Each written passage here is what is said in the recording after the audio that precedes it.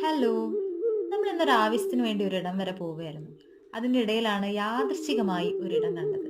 വേറെ എവിടെയല്ല, തലപ്പുഴയുള്ള പാരിസൺ എസ്റ്റേറ്റ്സ് ആണ്.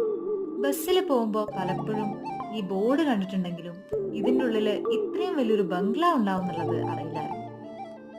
സമയം അധികം ഇല്ലാതിരുന്നതുകൊണ്ട് നമ്മളത് ഓടിച്ചൊന്ന് കണ്ട് വേഗം തന്നെ ഇറങ്ങി. ഈ എസ്റ്റേറ്റിനുള്ളിലെ ഒരു ബൊട്ടീക് ബംഗ്ലാവ് മാത്രമാണിത്.